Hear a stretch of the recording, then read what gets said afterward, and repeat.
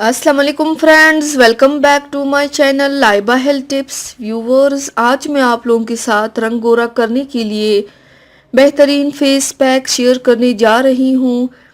Friends, अगर आपके चेहरे पर सियाह दाग धब्बे हैं या फिर आप अपनी रंगत निखारना चाहते हैं तो उसके लिए आज मैं आपको बहुत ही बेहतरीन फेस पैक के बारे में बताऊंगी, जिसे चंद मिनटों में आप अपने चेहरे की तमाम स्याही और दाग धब्बे दूर कर सकते हैं।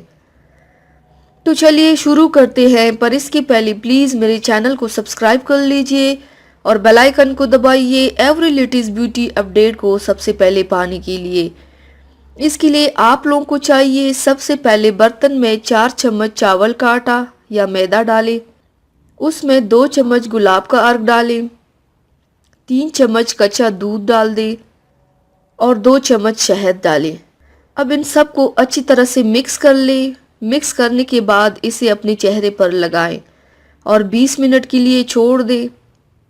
इसके बाद चेहरा धो लें। इसे आप हफ्ते में 3 बार इस्तेमाल करें। इंशाल्लाह इससे चेहरे की तमाम स्याही और दाग धब्बे ख़त्म हो जाएंगे। तो व्यूवर्स, थैंक्स फॉर वॉचिंग। मेरी वीडियो को लाइक और शेयर ज़रूर कीजिएगा। मिलते हैं एक और नई वीडियो में, तब तक के लिए अल्लाह हाफिज़।